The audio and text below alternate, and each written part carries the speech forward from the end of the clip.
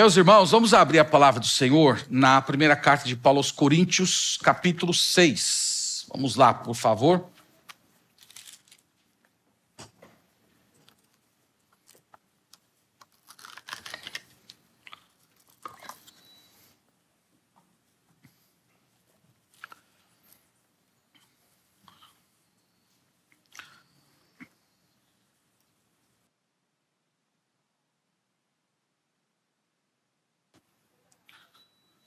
Primeira Coríntios capítulo 6. Nossa leitura hoje vai ser do verso 9 até o verso 11. Irmãos, na última pregação, nós meditamos do verso 1 ao verso 8. Qual era o problema com o qual o apóstolo Paulo estava lidando aqui? Crentes da igreja estavam judicializando os relacionamentos. Os crentes da igreja de Corinto, ao invés de resolver os seus próprios problemas como família de Deus, eles estavam processando na justiça uns aos outros. E nesses 8 versículos aqui, o apóstolo Paulo vem de uma forma muito contundente, reprovando o comportamento desses irmãos. Hoje nós vamos do verso 9 ao 11, e esses versos 9 ao 11... é uma continuidade desse assunto, mas o apóstolo Paulo expande. Vocês vão ver que ele, basicamente, no versículo 9, na primeira parte, ele ainda toca no problema dessa judicialização das relações, mas vocês vão ver ao mesmo tempo que ele expande isso para outros pecados, mostrando basicamente a seguinte ideia, que pecado não combina com quem é de Deus. Viver no pecado, viver entregue ao pecado, sem arrependimento, sem contrição, sem abandono, esse tipo de conduta não caracteriza as pessoas que são do Senhor, mas na verdade fazem parte daqueles que não herdarão o reino de Deus. Então nós vamos ver isso, como é que o apóstolo Paulo desenvolve essa questão, e o tema da nossa meditação é esse: os salvos são transformados. Então quando Deus salvou você, ele não apenas perdoou os seus pecados. Na verdade, perdoar os seus pecados é apenas um aspecto da sua salvação. Existe a salvação da condenação, existe a salvação dos pecados que estão dentro da sua carne hoje, lutando contra você, e existe a salvação que virá por meio da glorificação do corpo, que é quando o pecado, o velho eu será extirpado de uma vez por todas. Então o apóstolo Paulo, nós vamos ver ele falando hoje a respeito desse assunto, que ser salvo e viver no pecado é uma coisa que simplesmente não combina. E as pessoas que estão nessa condição, elas não entrarão no reino de Deus. Então vamos ler o texto, depois a gente volta, passando aqui cada frase, para compreender bem a passagem. No verso 9 nós lemos assim: ou não sabeis que os injustos não herdarão o reino de Deus? Não vos enganeis, nem impuros, nem idólatras, nem adúlteros, nem efeminados, nem sodomitas, nem ladrões, nem avarentos, nem bêbados, nem maldizentes, nem roubadores herdarão o reino de Deus. Tais fostes alguns de vós, mas vós vos lavastes, mas fostes santificados, mas fostes justificados em o nome do Senhor Jesus Cristo e no Espírito do nosso Deus. Amém. Amém. Como eu disse, irmãos, o nosso objetivo hoje pela manhã é olhar um pouco mais esse texto e ver que certos comportamentos pecaminosos simplesmente não combinam com aquelas pessoas que afirmam ser de Deus, que se dizem regeneradas. E nós vamos ver isso através de 2 declarações. Basicamente, eu dividi esses 3 versículos aqui em 2 ensinos. O primeiro ensino é bem simples, e é esse: cristãos que vivem no pecado precisam reavaliar a conversão. Então esse é o primeiro ensino que nós vamos ver nessa passagem. Se você é de Deus, se você é uma pessoa salva, se você pertence ao Senhor, se você se vê como parte da igreja de Cristo, então se você está vivendo no pecado, você precisa reavaliar sua condição diante de Deus. Porque pode ser que você esteja na igreja, mas não esteja ainda regenerado, não tenha sido regenerado. Então, como é que nós distinguimos uma pessoa salva de uma não salva? Como é que nós distinguimos aqueles que são de Deus daqueles que não são? A partir da conduta. É isso que o apóstolo Paulo vai dizer. Veja que no versículo 9, a primeira frase, ele introduz essa sessão com essa expressão: ou não sabeis. Quem vem acompanhando as pregações, eu já falei que essa expressão é muito utilizada pelo apóstolo Paulo nessa carta. Então, ou não sabeis significa basicamente alguém que conhece, mas não vive. Então, quando a Bíblia usa essa expressão, ou não sabeis, é para destacar isso, que há certas pessoas que a verdade até chegou à mente, mas ainda parece que não penetrou no coração. Essas pessoas podem ter até, intelectualmente falando, ter recebido um certo conhecimento, mas aquilo não foi transformado em vida, isso não foi transformado em conduta. É isso que significa essa expressão.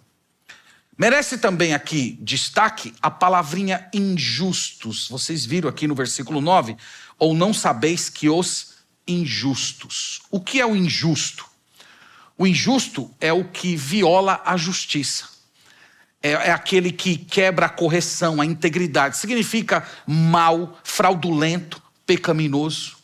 A pergunta, irmãos, aqui é: que tipo de injustiça o apóstolo Paulo está se referindo aqui? Quando ele diz para os crentes de Corinto: os injustos não entrarão no reino de Deus. Ele tinha, nessa primeira parte, um certo tipo de injustiça em mente.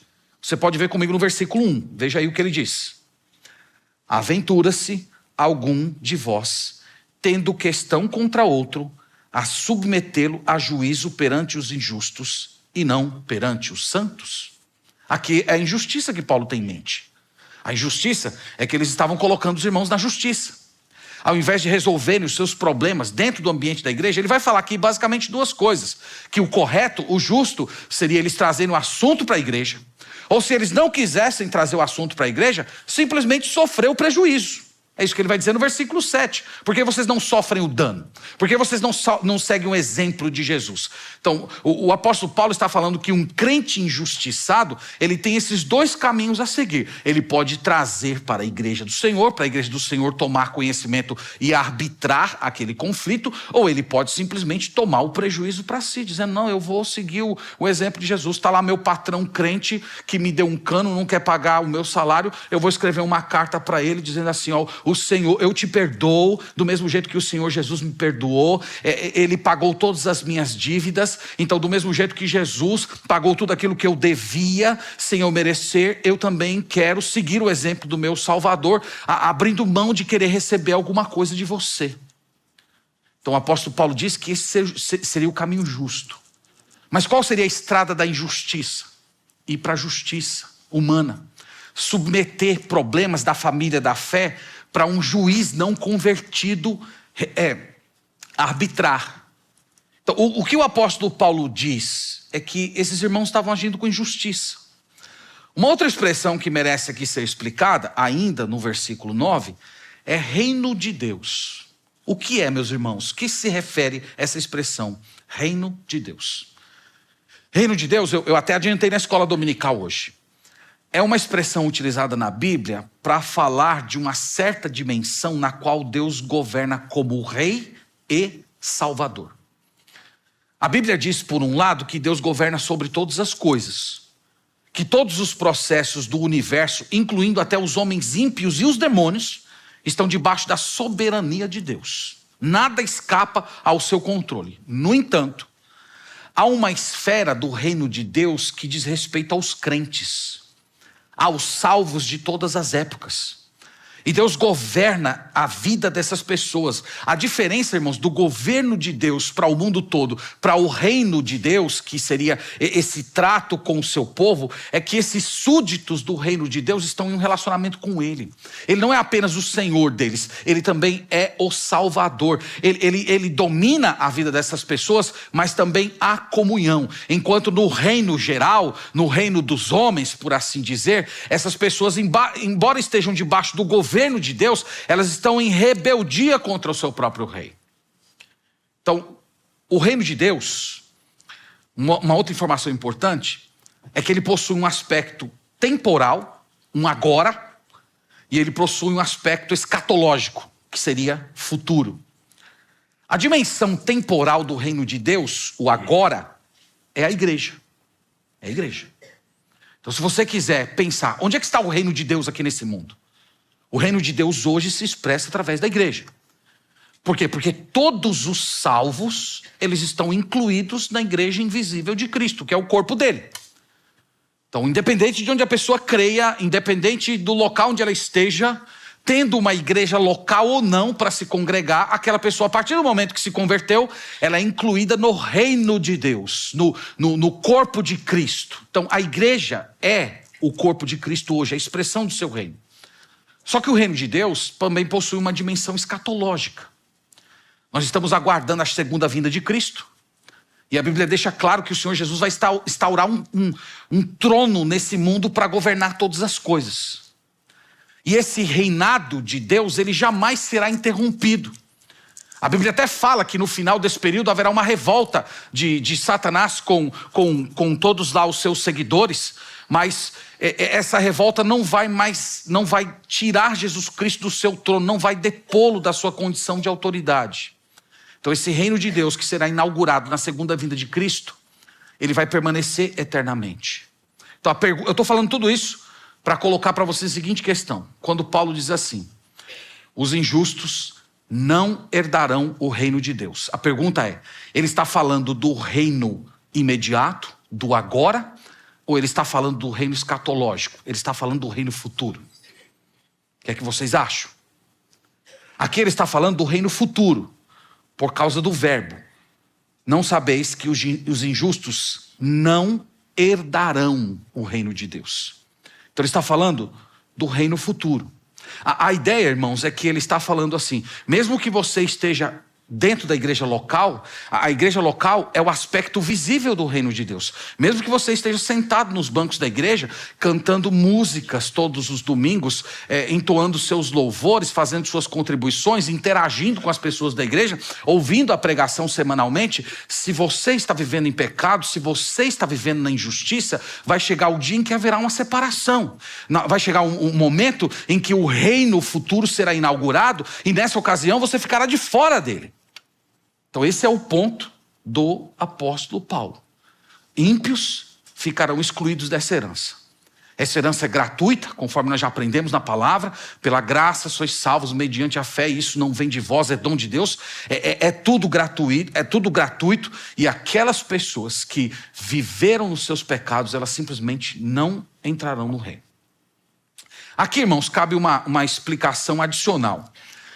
O apóstolo Paulo, ele não está falando daquelas pessoas que pecam, se arrependem, abandonam o pecado e mudam de vida. Ele não está falando dessas pessoas. Na verdade, ele tem em mente aqueles que, de uma forma rebelde, insistem nos seus pecados e continuam se satisfazendo neles. Então essas pessoas, elas não são herdeiros. Essas pessoas, elas não se constituem cristãos verdadeiros. A expressão que modernamente foi cunhada para descrever essas pessoas são cristãos nominais. Eles são cristãos apenas de nome. Eles não são cristãos verdadeiramente. Eles não foram regenerados. Porque se eles tivessem sido regenerados, eles não viveriam na prática do pecado. Está lá em 1 João, capítulo 3, versículo 9.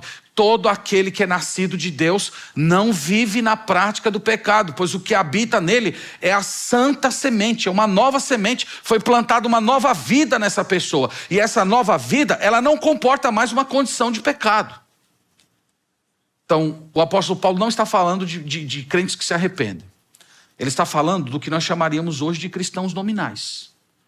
A diferença de um cristão nominal para um cristão verdadeiramente regenerado é essa que ele colocou aqui.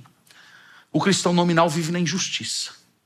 Ele não abandona a injustiça. Ele continua. Apesar das repreensões, apesar daquilo que a palavra de Deus diz, apesar das confrontações que ele ouve, mesmo sendo colocado diante do espelho da palavra, ele diz, eu quero o meu pecado.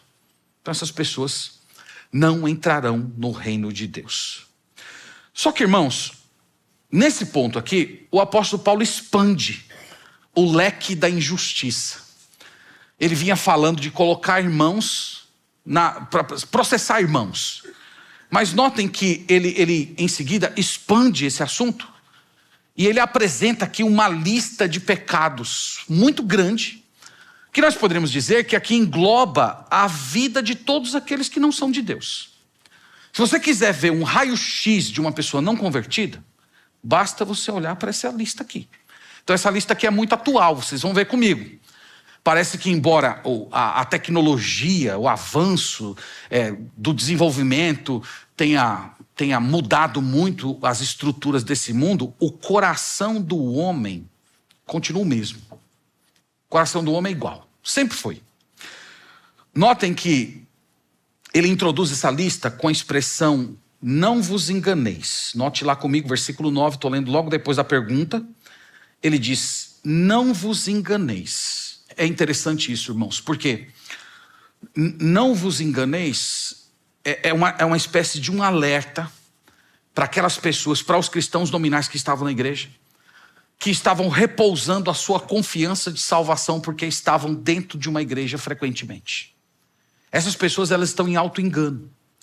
Elas estão mentindo para si mesmas. Essa é a fala do apóstolo Paulo. Você pode estar sentado no banco da igreja semanalmente, mentindo para si mesmo. E aqui o apóstolo Paulo agora vai trazer essa lista mostrando que enganar-se no que tange esse tema, meus irmãos, é simplesmente fatal. Então vamos olhar a lista aqui. Vocês vão ver que essa lista é muito atual. Então ele começa assim, não vos enganeis, nem os impuros. A palavra impuro aqui eu já mencionei algumas vezes aqui na igreja. É a palavrinha grega pornos, de onde vem pornografia.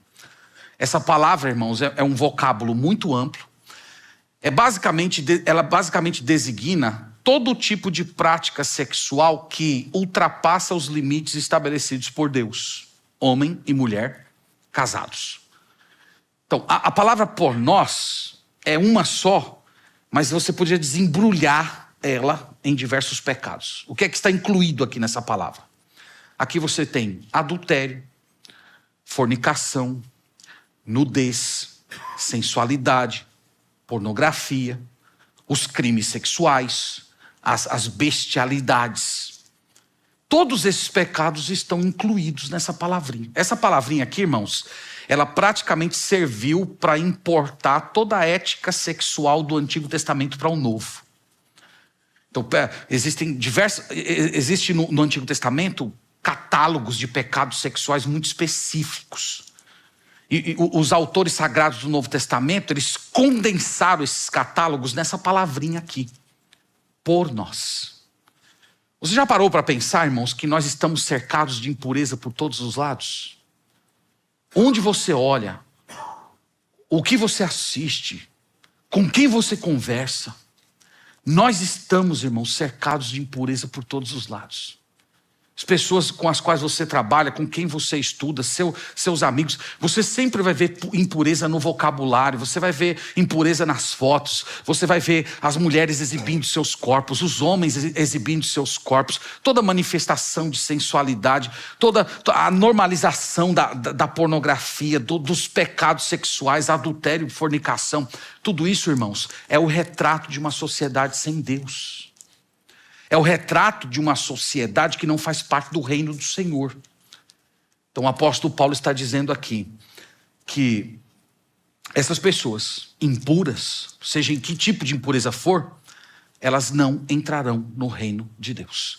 Mesmo que a nossa sociedade normalize, mesmo que a nossa sociedade continue vendendo esse engodo, que você seguir todos os seus anseios sexuais significa libertação. Vocês sabem que isso é mentira, na verdade é escravidão. Mas Deus continua e continuará afirmando.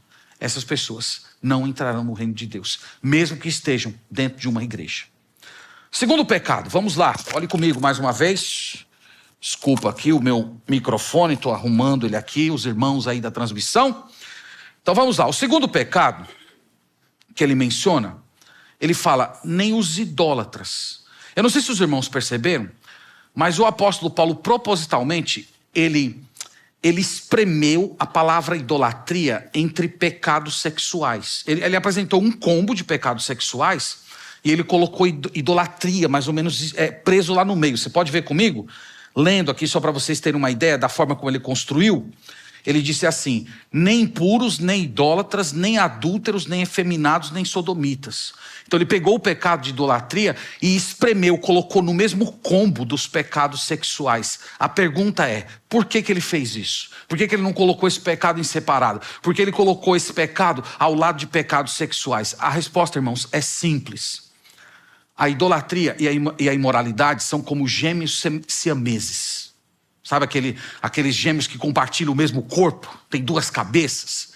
Pois bem, idolatria e imoralidade funcionam dessa maneira. Onde houver uma, também a outra se fará presente. Todas as pessoas que elegem um ídolo, seja esse ídolo visível ou invisível, material ou psicológico, essa pessoa é idólatra e ela sempre se entregará a alguma forma de imoralidade. No caso aqui da cidade de Corinto, haviam cultos a deuses pagãos, nos quais se mesclavam práticas imorais com a adoração de deuses falsos. Então essa é uma razão pela qual Paulo colocou uma ao lado da outra. E o que ele diz sobre idolatria? Ele diz: as pessoas não entrarão no reino de Deus. Então pessoas que idolatram o dinheiro, pessoas que idolatram a sua posição social, pessoas que idolatram a fama, pessoas que idolatram o seu corpo, essas pessoas não entrarão no reino de Deus. Ele segue. Vamos lá, quem ele menciona em seguida? Os adúlteros. Os adúlteros. Quem é o adúltero? O adúltero é a pessoa casada que trai o seu cônjuge. O adúltero é aquele que quebra o vínculo matrimonial com o sexo ilícito. Tem uma passagem paralela que eu queria olhar com os irmãos a respeito desse assunto, que está em Hebreus capítulo 13. Vamos até lá, por favor. Você deixa aí o Coríntios marcado. Mas em Hebreus capítulo 13, versículo 4, nós temos uma fala um pouco mais específica a respeito do fato de que haverá um julgamento divino para todos aqueles que violam o leito matrimonial com adultério. Hebreus capítulo 13, versículo 4, nós lemos assim: digno de honra entre todos seja o matrimônio, bem como o leito sem mácula, porque Deus julgará os impuros e os adúlteros.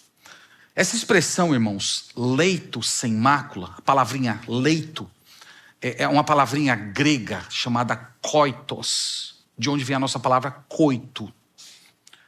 Então, ele fala aqui de um coito sem mácula, um coito santo, puro. E do outro lado, há o coito impuro, sujo, que apodrece o casamento. Então ele diz assim, que Deus vai julgar as pessoas que corrompem o leito matrimonial com adultério.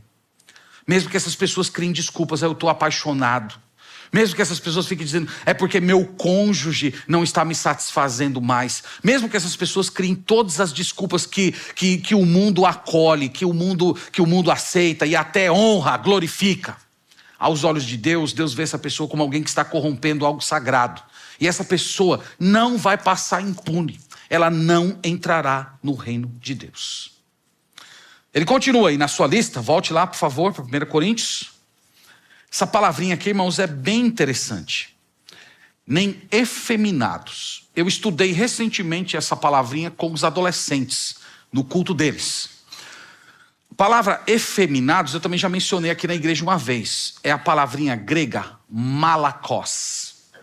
Malakos. Essa palavrinha, ela tinha dois sentidos nos tempos antigos. O primeiro é o do homossexual passivo. Então, é aquele homossexual que gosta de figurar como mulher. Talvez o ente mais próximo que nós teríamos da nossa cultura hoje seria como se fosse o travesti ou o transgênero, pessoas que fazem uma cirurgia lá que não é mudança de sexo, todo mundo sabe que não muda, né? É apenas uma adaptação para essas pessoas figurarem como algo parecido com uma mulher. Então, a palavra malakos era utilizada para se referir a esse tipo de pessoa, mas também um outro sentido importante: homens efeminados. Então, não eram homens que necessariamente tinham atração por outros homens, mas eram homens que se comportavam como mulher. Então eles se vestiam como mulher, eles falavam como mulher, eles têm uma certa sensibilidade típica do universo feminino. Essas pessoas são malacós. A palavra malacós, a tradução literal dela é macio. Então é para falar daquela sensibilidade que é típica do universo feminino. Irmãos, a nossa cultura, ela pode ser acusada por Deus desse tipo de pecado. Porque os irmãos sabem que a nossa cultura tem militado para efeminar os homens. Começou com essa ideia de que todo homem tem um lado feminino e que esse lado feminino precisa se sobressair. E uma e duas gerações depois apareceu um bando de chorão sensível, homens que se vestem como mulheres, que falam como mulheres, homens que estão usando brincos, homens que estão usando batom, homens que estão usando maquiagem, homens que estão se comportando com os elementos que fazem parte do universo feminino. Enquanto isso, a masculinidade bíblica para eles é chamada de masculinidade tóxica, machista, que é contra a mulher, que deprecia a figura feminina. Irmãos, tudo isso faz parte de um certo tipo de pensamento, de uma ideologia que caracteriza aqueles que não entrarão no reino de Deus. Os que entrarão no reino de Deus, eles distinguem homem de mulher. Eles distinguem em tudo, na fala e no modo de se vestir. Isso aqui, nós temos essa ética desde os tempos do Antigo Testamento. Só ler uma passagem com os irmãos, em Deuteronômio 22. Vamos até lá, por favor. Deuteronômio 22.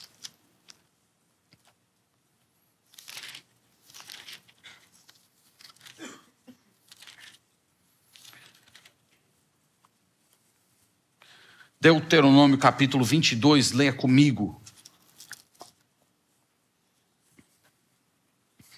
Diz aqui, Deuteronômio 22, verso 5. A mulher não usará roupa de homem, nem o homem veste peculiar à mulher, porque qualquer que faz tais coisas é abominável ao Senhor teu Deus. Então, irmãos, em cada cultura, Deus escreveu no coração do homem essa ideia de que homem e mulher são diferentes. E essas diferenças, elas são primariamente biológicas, mas elas também são sociais. Elas se expressam no modo como nós falamos, no modo como nós nos vestimos, no modo como nós nos comportamos. A cultura unissex, né? A minha geração viu isso, né? Não sei quantos de vocês viram isso, mas logo na minha geração, pelo menos eu tive contato com a chamada calça unissex. Hoje já não tem mais calça unissex, já é tudo feminino mesmo. Mas havia a calça unissex. Então, o que significa unissex? É único sexo. Não tem distinção. Serve para homem, serve para mulher. E essa cultura ímpia, ela vem dando passos largos em direção a esse processo de feminilizar o homem. Então, irmãos, uma geração, um povo, no qual as mulheres são empoderadas e os homens são efeminados, onde é que isso vai parar? Onde é que isso vai chegar? Isso é a destruição de toda a ordem que foi estabelecida pelo Senhor e é a destruição da própria sociedade. E esse é o grande plano de Satanás no final das coisas. É por isso que os homens da igreja, eles precisam se vestir como homens, eles precisam falar como homens, eles devem ter tonos como homens, eles devem ser fortes, eles devem ter robustez, sendo civilizados, evidentemente. Não é para ser um grosseirão, um animal, é para ser civilizado, mas é para ser forte, é para ter tonos, é para se vestir como homem, é para dar uma forte resposta para esse mundo sem referência. Então essa palavra, o apóstolo Paulo está dizendo, quem é efeminado não vai entrar no reino dos céus. Seja o efeminado homossexual passivo, ou sejam esses homens que estão se comportando como se fossem mulherzinhas. Eles não entrarão, por mais que a nossa sociedade esteja normalizando esse tipo de coisa. Sigamos, irmãos, para a lista. Vamos lá. A lista aqui é grande, viu? O próximo pecado que ele menciona são os sodomitas. A palavra sodomita aqui é literalmente violadores de rapazes. Esse é o significado da palavra na língua original. Aqui, irmãos, é uma referência ao homossexual ativo. É o homossexual ativo, é o violador de rapazes. Essa expressão era utilizada porque na antiguidade, homens ricos, poderosos, letrados, eles consideravam ter uma prática elevada, ter meninos, adolescentes ou jovens para poder figurar como amantes deles.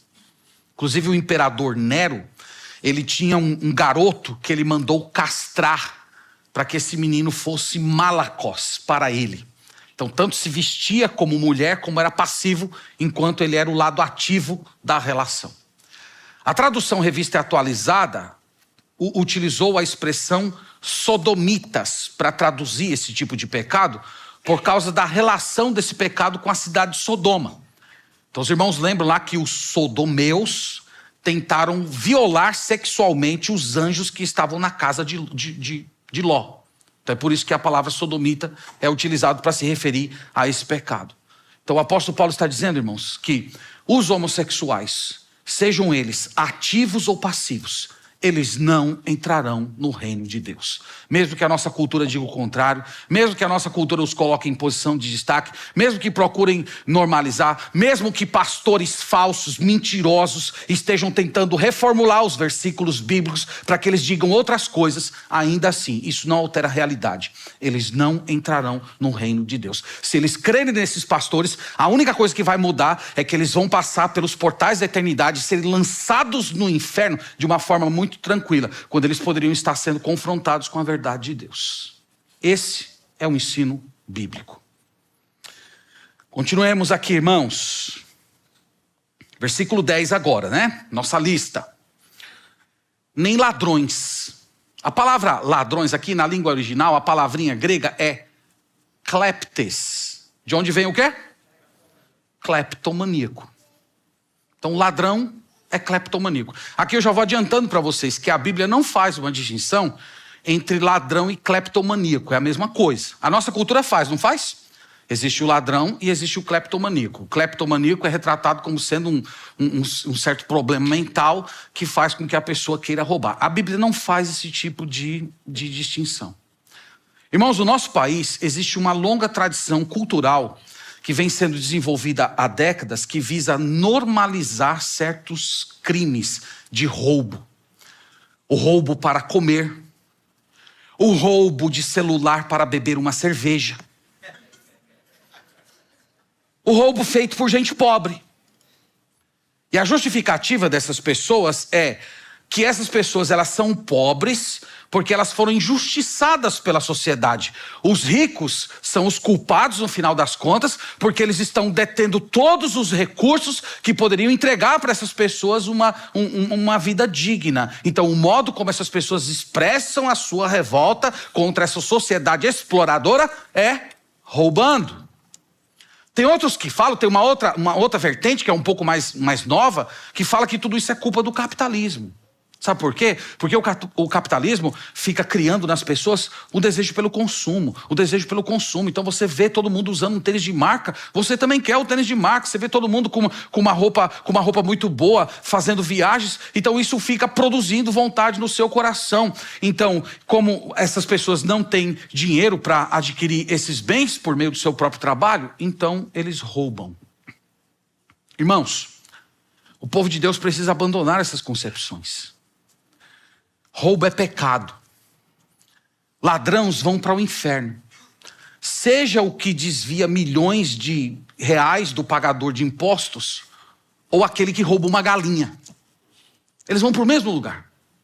Eles são ladrões. Eles estão perdidos. Então a Bíblia não faz esse tipo de distinção. E o povo de Deus não deveria cair nessas armadilhas que estão sendo montadas hoje para mudar a nossa mentalidade. Os ladrões não entrarão no reino de Deus.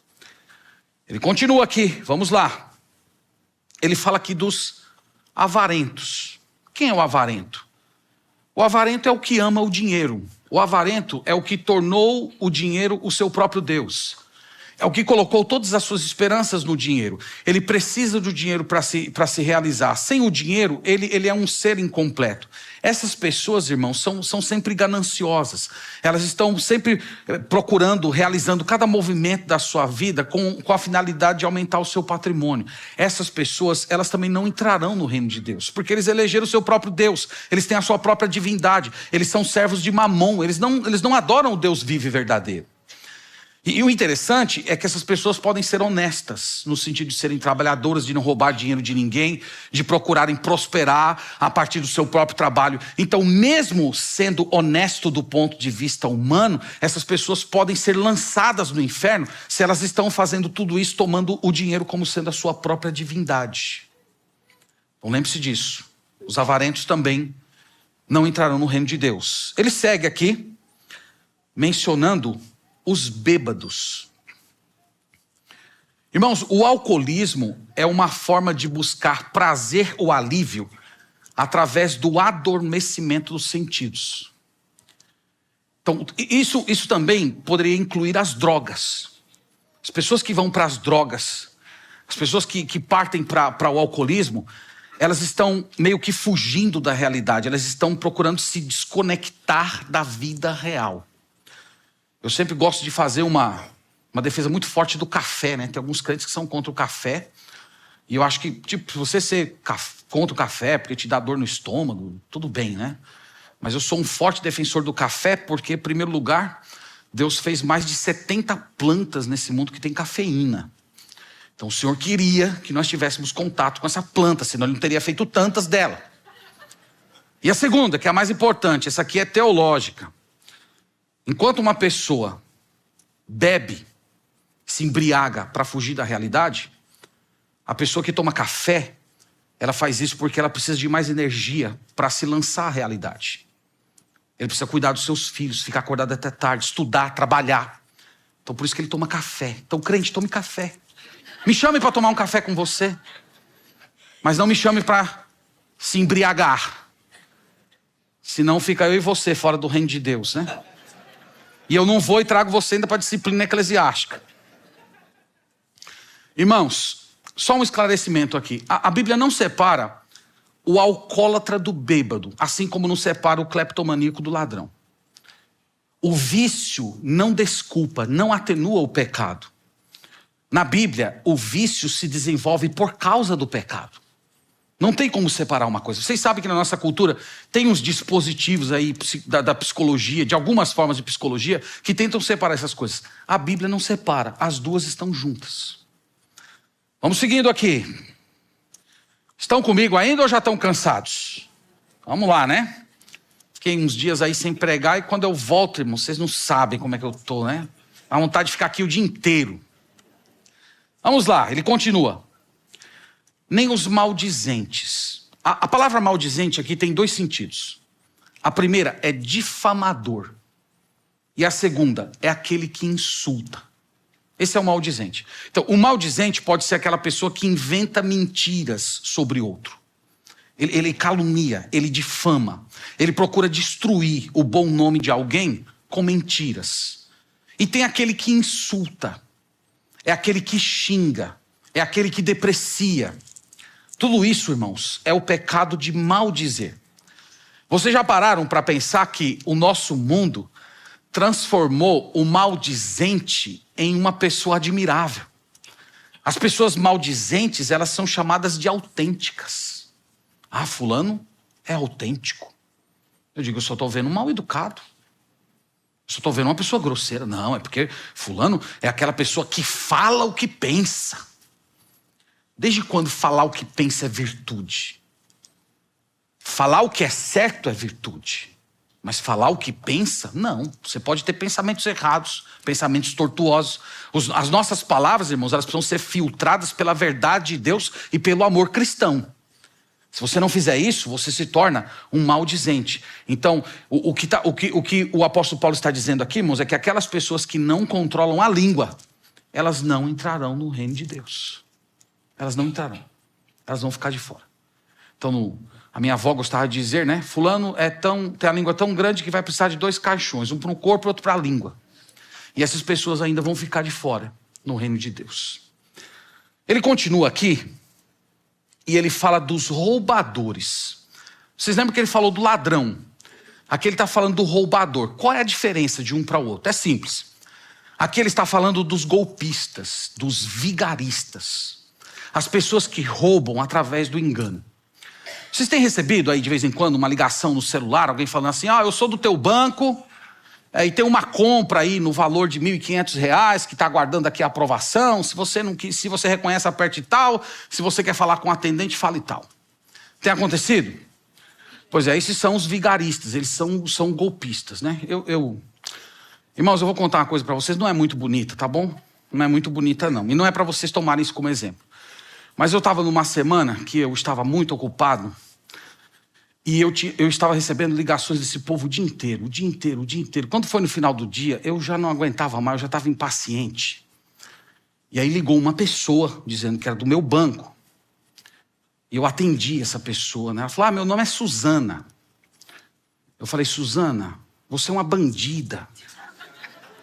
Você é uma mentirosa, você é uma ladra, você é uma golpista e eu amaldiçoo você. Você vai para o inferno e você não vai dormir hoje à noite. Os 7 demônios do deserto vão cercar você e você não vai ter paz hoje à noite.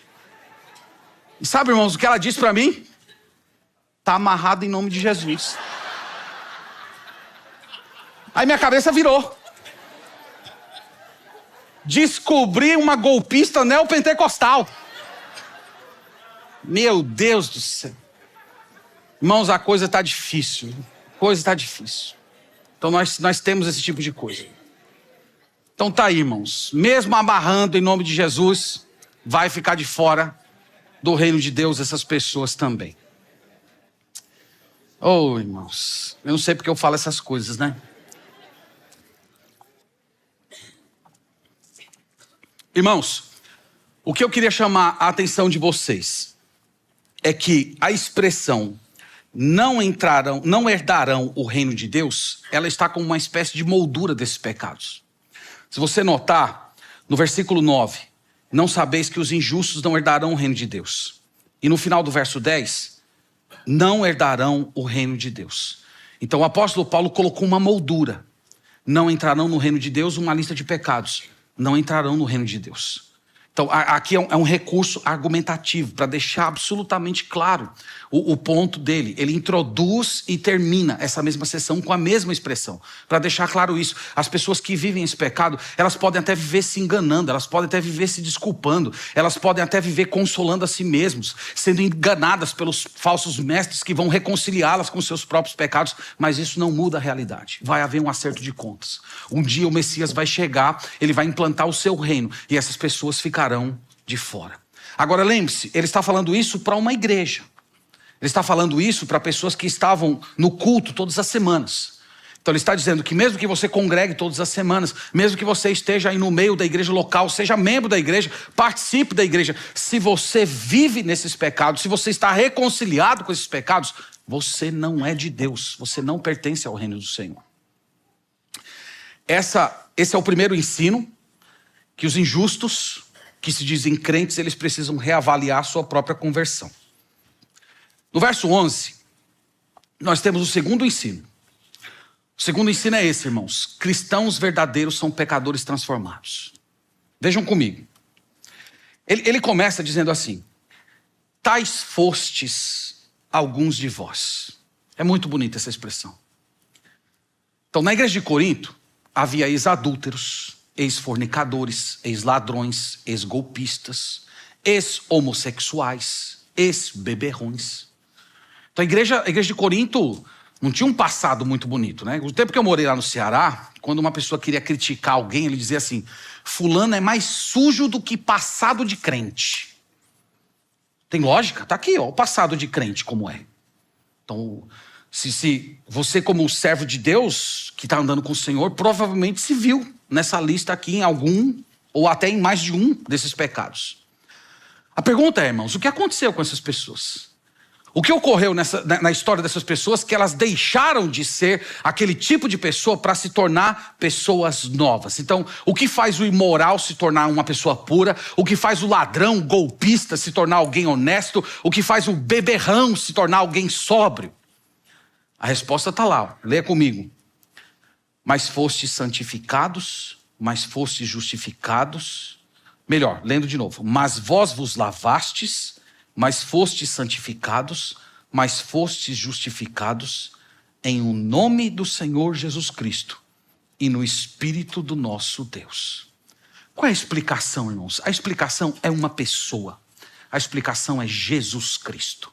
Quando Jesus Cristo entra na vida de alguém, ele transforma essa pessoa completamente. As coisas antigas já passaram e tudo se fez novo. E quem é o agente dessa transformação? O agente dessa transformação é o Espírito Santo. Então é como se fosse assim, Jesus vai lá e realiza a obra. Ele realiza a obra de redenção, de perdão de pecados, de justificação. E o que é que o Espírito Santo faz? O Espírito Santo pega essa dádiva e entrega para você.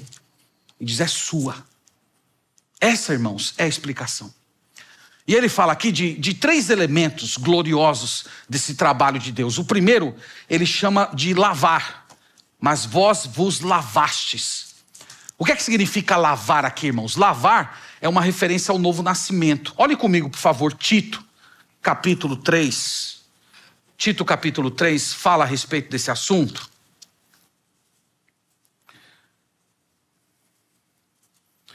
Tito, capítulo 3. Versículo 5.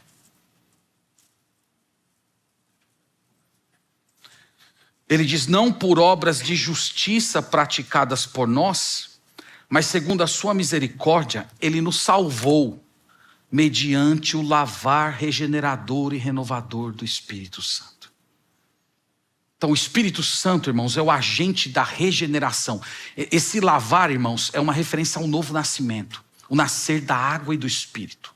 O Espírito Santo simplesmente visita a sua vida e purifica você de todos os seus pecados. Essa é a primeira obra. Volte lá para 1 Coríntios, ele fala da santificação, mas vós vos santificastes. O que significa isso? Significa, irmãos, que o domínio do pecado foi quebrado na sua vida. Você deveria se ver antes da sua conversão como alguém que estava acorrentado, enclausurado, cerrado dentro de um local apenas de pecado. Mas de repente as portas dessa prisão foram abertas. O domínio do pecado foi quebrado na sua vida. Você não é mais escravo do pecado. Satanás e a sua própria carne está tentando fazer você voltar para esse estado de escravidão. Mas você não pertence mais a esse tipo de vida. É por isso que o apóstolo Paulo diz aqui, mas vós vos santificastes. Você pode ter uma vida pura agora. Você pode ser puro em todos os seus relacionamentos. E terceiro ele diz, mas vós vos justificastes, né? Mas fostes justificados. Então a ideia é que aos olhos de Deus você era culpado, condenado. Você era como um criminoso, prestes a receber a sua condenação. Mas Jesus Cristo visitou a sua vida com perdão. Não há mais condenação. A sua dívida foi paga pelo Senhor Jesus Cristo. Agora você é livre para experimentar essa vida abundante nele. E novamente, irmãos, todas essas bênçãos nos chegaram por causa de Jesus Cristo. Ele é o autor delas. Ele que veio a esse mundo, obedeceu a Deus perfeitamente em nosso lugar, morreu como um pagamento pelos nossos pecados, ressuscitou vencendo a morte, e o Espírito Santo é aquele agente glorioso que nos traz todos esses benefícios. Ele habita o nosso coração, reforçando essa regeneração, essa santificação, essa justificação todos os dias. É maravilhoso isso. É maravilhoso. Então, irmãos, onde é que o apóstolo Paulo queria chegar com todas essas declarações? Não perca de vista isso. Os crentes de Corinto precisavam assumir essa vida transformada. Essa é a vida dos que vão entrar no reino. Enquanto nos versículos anteriores ele falou daqueles que vão ficar de fora do reino, essa aqui é a vida daqueles que vão habitar o novo céu e a nova terra. Então as pessoas que são de Deus, elas precisam abandonar todos os pecados que caracterizam a vida daqueles que um dia serão banidos da presença do Senhor. Pois bem, meus irmãos, essa aqui é a exposição do texto, e eu quero passar aqui para algumas lições, e depois nós vamos Nós vamos orar ao Senhor e agradecer por essa palavra. Em primeiro lugar, eu queria me dirigir a você que está ouvindo essa pregação e ainda não entregou sua vida a Jesus. De acordo com o que nós lemos aqui na Sagrada Escritura, você ainda não foi lavado, você ainda não foi justificado, você ainda não foi santificado. E por causa disso, você não é um dos herdeiros de Deus. Se hoje você passasse pelos portões da morte, você não seria recebido por Deus nas mansões eternas. Você seria banido da presença dele. Então eu quero te dizer que a sua maior necessidade hoje é a de uma vida transformada. Você precisa ser justificado, você precisa ser santificado, você precisa ser lavado dos seus próprios pecados. E o Senhor Jesus Cristo, que veio a esse mundo, Ele está presente entre nós aqui essa manhã. E Ele te oferece essa vida nova. Ele tem todo o poder de mudar completamente a sua história, de recriar você, purificar o seu coração e perdoar os seus pecados. E fazer com que você experimente a alegria de viver como alguém que pertence ao reino de Deus. Então hoje, creia em Jesus. Entregue sua vida a Ele. Convide Jesus para entrar nessa vida. Se coloque diante dEle. Levante aí o seu pensamento para o céu e diga: Senhor, eu quero essa vida. Eu quero essa vida transformada. Eu preciso ser lavado. Eu tenho muita sujeira no meu interior. Eu preciso de perdão. Eu tenho uma lista de pecados imensa. Eu preciso de pureza de vida. A impureza tem me acompanhado todos esses anos. Faça isso. Creia que a morte de Jesus foi um pagamento pelos seus pecados. E você vai ser salvo. Você vai experimentar essa vida transformada. Eu oro para que Deus abra o seu coração, para que você acolha essa verdade e hoje seja o dia da mudança da sua vida para a glória de Deus. Segundo lugar, eu quero me dirigir aos membros da nossa igreja ou de qualquer outra igreja que esteja acompanhando conosco esse culto. Se você está vivendo nesses pecados que nós vimos hoje aqui na lista do apóstolo Paulo, você precisa rapidamente, você não pode adiar isso. Você precisa pedir para o Espírito Santo de Deus sondar o seu coração e mostrar para você qual é a real condição espiritual que você tem diante do Senhor. Porque certamente viver nesses pecados aqui é um tipo de sintoma de um mal muito pior. Talvez essa sua escravidão ao pecado seja uma evidência de que você ainda não foi regenerado. Isso é terrível. Isso é terrível. Ser perdido enquanto é membro de uma igreja. Não poderia haver, irmãos, uma condição pior.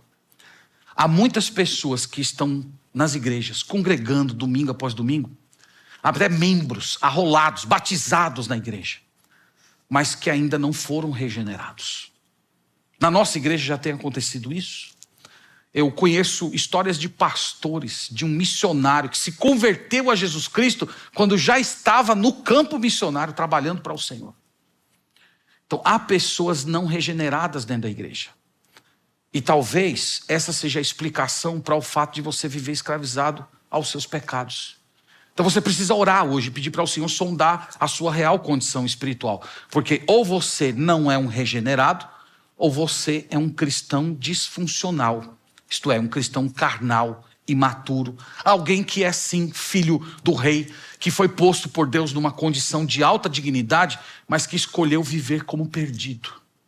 Você está vivendo aquém daquilo que Deus te colocou. Então, sendo uma situação ou outra, é urgente a sua necessidade de arrependimento. Você precisa assumir essa vida em Cristo. Seja através da conversão, ou seja, através do abandono, da mudança da sua conduta diante de Deus, para você viver como um santificado, regenerado, justificado. Então, faça isso. Isso é absolutamente urgente. Uma terceira, irmãos, lição que nós aprendemos dessa passagem é que nós não podemos esperar muita coisa desse mundo. Nós não podemos esperar muita coisa. Quando nós lemos essa lista aqui do apóstolo Paulo e observamos o mundo que vivemos hoje, nós chegamos facilmente à conclusão de que a nossa sociedade se move rapidamente em direção ao colapso. Não tem isso, irmãos, é um caminho que não tem mais volta. De vez em quando acontece alguma coisa que parece que diminui um pouco a velocidade. Mas o colapso é certo. Então nós temos que pensar nisso. Tem alguns bons historiadores que têm demonstrado, através de pesquisas muito sérias, que há uma relação direta entre a degeneração moral de um povo e a sua queda como nação. Então eu já li alguns livros, por exemplo, que mostram Roma como um estudo de caso. E esses autores mostram que antes dos bárbaros invadirem o império, as estruturas internas de Roma já haviam sido ruídas por causa da imoralidade dos seus líderes e do próprio povo. Isso, irmãos, não se deu só com Roma. Isso tem acontecido com os grandes impérios da história da humanidade e tem acontecido com a grande nação cristã durante décadas, os Estados Unidos da América. A degeneração moral, espiritual dos seus líderes e, consequentemente, do seu povo. Nós já estamos experimentando isso, irmãos, no Ocidente, faz algumas décadas. Por que eu estou falando isso para os irmãos? Não é para deixá-los em desespero, mas é para dizer assim, que uma vez que nós vivemos em um mundo que está prestes a entrar em colapso, a nossa esperança de um novo mundo precisa acender no coração. Nós precisamos olhar para a degeneração moral e espiritual da nossa nação e isso nos colocar em joelhos e desejando e orando para que o Rei dos Reis e o Senhor dos Senhores venha governar esse mundo para colocar fim em toda essa imoralidade e degeneração que nós estamos assistindo. Então, esse deve ser o nosso pensamento. O povo de Deus não deve ser conduzido ao desespero. O povo de Deus não deve ficar ansioso com o dia de amanhã. Como é que vai ser para os meus filhos? Como é que vai ser para os meus netos? Como é que vai ser o trabalho? Como é que vai ser quando eles começarem a atacar as igrejas? Quando a perseguição começar a bater à porta dos pastores? Nós não devemos, irmãos, viver ansiosos com essas coisas. Na verdade, a degeneração deve acender a nossa percepção, a nossa visão, o nosso desejo pela realidade espiritual. Tem um livro que foi escrito por Agostinho de Hipona, A Cidade de Deus, e ele escreveu esse livro muito próximo da queda de Roma. E ele estava tentando justamente trazer para as suas ovelhas, as quais ele pastoreava, esse tipo de percepção. A cidade dos homens está caída, está caindo, mas a cidade de Deus permanece, ela é eterna. E ele estava tentando comunicar, ministrar essa verdade espiritual para um povo que estava à beira do colapso social, econômico. Então nós também devemos, irmãos, acender a nossa visão das realidades celestiais e não depositarmos toda a nossa esperança nesse mundo. E eu termino chamando todos vocês a agradecer pela obra de Jesus Cristo e a ação do Espírito Santo. Eu tenho certeza que muitos de vocês, ao ler essa lista de pecados, se identificou com algum deles, ou até com alguns deles, na história de vida antiga de vocês. Tais fostes alguns de vós. E nós temos, irmãos, que agradecer ao Senhor, porque Jesus Cristo entrou na nossa vida, o Espírito Santo veio a nós, Ele nos regenerou, justificou e santificou. E é por isso que hoje nós vivemos para a glória do Senhor, é por isso que hoje nós podemos viver uma vida de pureza, é por isso que nós podemos ter alegria em Deus, sabendo que nós fomos libertados da escravidão do pecado. E somos, sim, herdeiros do novo mundo. Portanto, agradeça ao Senhor por essa realidade maravilhosa, por esse dom inefável que Ele deu a você gratuitamente por meio de Jesus Cristo. Amém. Amém. Vamos orar, irmãos, ao Senhor. Vamos agradecer e depois entoaremos um louvor ao Senhor. Te bendizemos, Senhor, te agradecemos por ler a Tua palavra, por meditar nesse texto tão belo, tão instrutivo, tão desafiador, consolador, confrontador. Pedimos, Pai, que o Senhor sonde os nossos corações e mostre, Senhor, diante dos nossos olhos a nossa real condição espiritual. Nós não queremos ser cristãos nominais, nós não queremos viver como filhos desobedientes. Então nós clamamos para que o Teu Espírito nos visite com cura e libertação de todos aqueles pecados que têm nos feito viver longe de Ti, com a comunhão quebrada com o Senhor. Nós oramos também, Pai, pelas pessoas que ainda não creram, para que o Espírito Santo do Senhor visite os corações hoje e traga essa regeneração, essa santificação, essa justificação gloriosa. Visita, Senhor, com essa cura da alma, dando uma nova vida. Nós também oramos, Pai, por fim, pedindo que o Senhor acenda as nossas expectativas do reino dos céus. Que seja lá, Senhor, que esteja a nossa visão, os nossos afetos e a nossa esperança. Enquanto assistimos, Senhor, à decadência do mundo que conhecemos, permita que isso crie ainda mais no nosso coração um anseio para que o Senhor Jesus Cristo volte. Nós pedimos por tudo isso, no nome de Jesus Cristo. Amém.